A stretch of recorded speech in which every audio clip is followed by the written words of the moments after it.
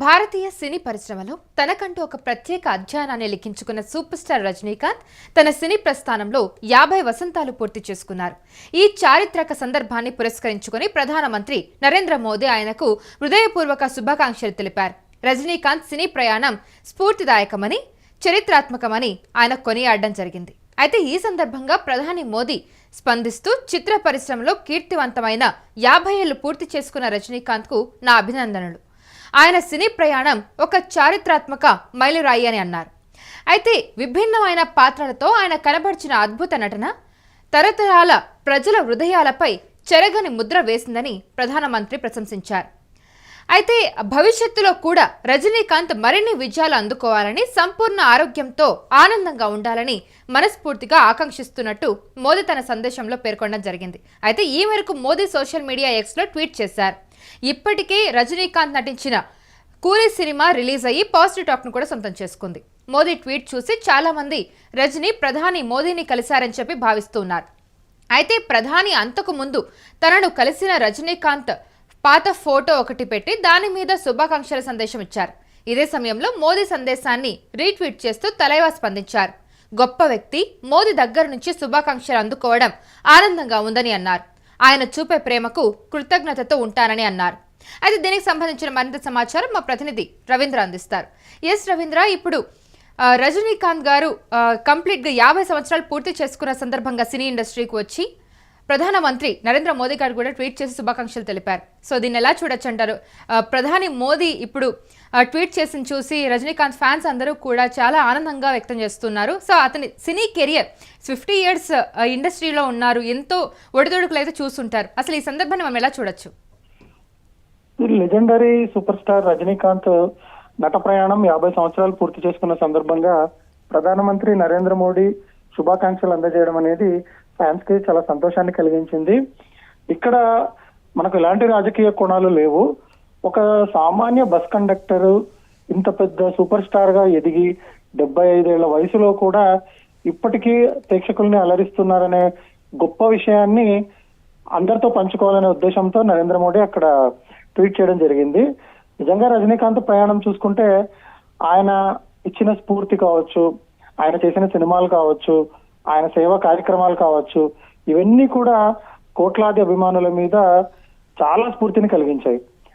1975లో సరిగ్గా ఆగస్టు 15న బాలచందర్ దర్శకత్వంలో వచ్చిన అపూర్వ రాగంగాలు సినిమాతో రజనీకాంత్ ప్రయాణం మొదలైంది. దానికి దర్శకులు రజనీకాంత్ గురువుగా భావించే కె బాలచందర్ గారు.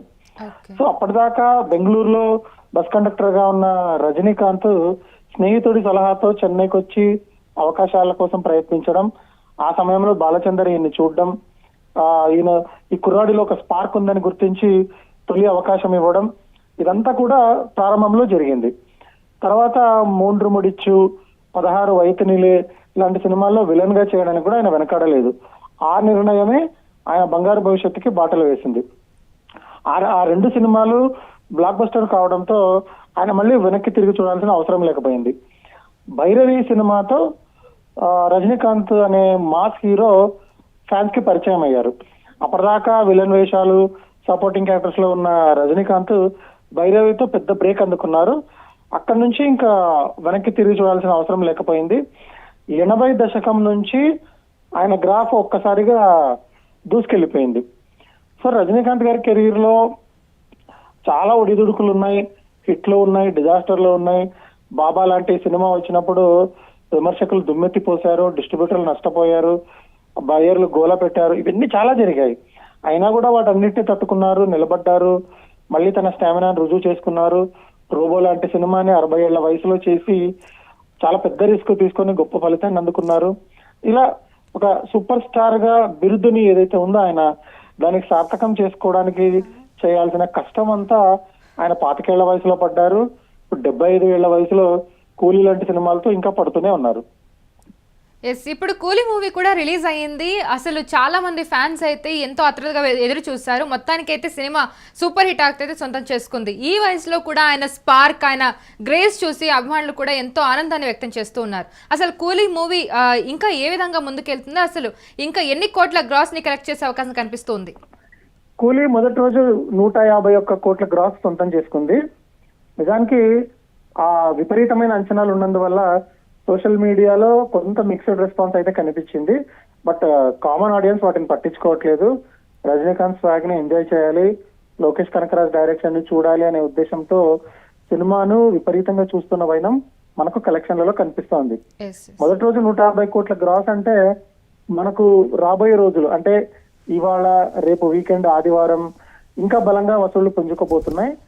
ఇంకో 2 వారాల దాకా చెప్పుకోదగ్గ సినిమాలు ఏమీ లేవు కాబట్టి కూలీ స్ట్రాంగ్ గా నిలబడే ఛాన్సెస్ అయితే ఎక్కువగా ఉన్నాయి.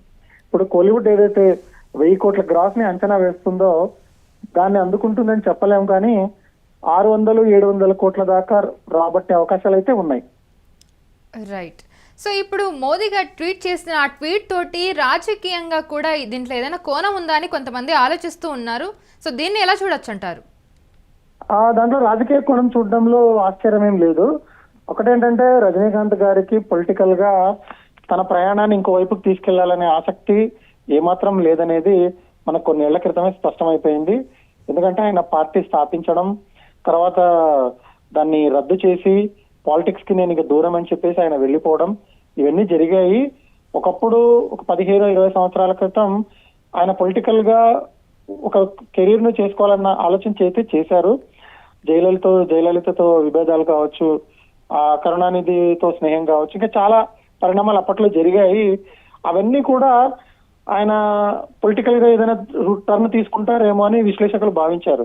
కానీ ఫ్యాన్స్ ఒత్తిడి, తర్వాత ఆయన సొంత ఆలోచనలు, మరీ ముఖ్యంగా ఆరోగ్యం ఆయన్ని 60 సంవత్సరాల నుంచి చాలా ఇబ్బంది పెడుతోంది. 3 సార్లు ఆయన శస్త్రచికిత్స చేయించుకున్నారు. అమెరికా వెళ్లి పలుమార్లు డాక్టర్లను కలిసి ఆయన ట్రీట్మెంట్ కూడా తీసుకోవడం జరిగింది. ఇవన్నీ దృష్టిలో ఉంచుకొని రాజకీయంగా యాక్టివ్ అవ్వాలి అంటే చాలా సమస్యలు ఎదుర్కోవాల్సి వస్తుంది, ఒత్తిళ్లు ఉంటాయి.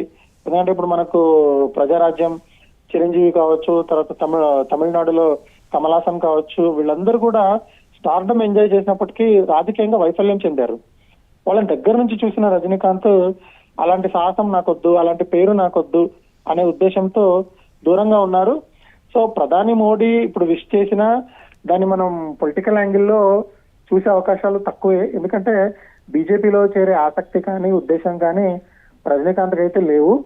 ఎందుకంటే ఇప్పుడు తమిళనాడులో ఉన్న సున్నితమైన రాజకీయ పరిస్థితుల్లో ఆయన ఏ నిర్ణయం తీసుకున్నా దాని పరిణామాలు ఇంకోలా మలుపు తిరిగే అవకాశం ఉంది. పైగా విజయ్ ఆల్రెడీ పొలిటికల్ గా యాక్టివ్ అయిపోయారు. ఇవన్నీ దృష్టిలో ఉంచుకుంటే మోడీ రజనీ మధ్య మనకు మంచి స్నేహం కనిపిస్తోంది తప్ప ప్రత్యేకించి మనం రాజకీయ కోణం అయితే లేదనిపిస్తుంది. Right Ravindra, thank you. So భారతీయ సినీ పరిశ్రమలో తనకంటూ ఒక ప్రత్యేక అధ్యయనాన్ని లిఖించుకున్న సూపర్ స్టార్ రజనీకాంత్ తన సినీ ప్రస్థానంలో 50 వసంతాలు పూర్తి చేసుకున్నారు. ఈ చారిత్రక సందర్భాన్ని పురస్కరించుకొని ప్రధానమంత్రి నరేంద్ర మోదీ ఆయనకు హృదయపూర్వక శుభాకాంక్షలు తెలిపారు. రజనీకాంత్ సినీ ప్రయాణం స్ఫూర్తిదాయకమని, చారిత్రాత్మకమని ఆయన కొనియాడడం జరిగింది.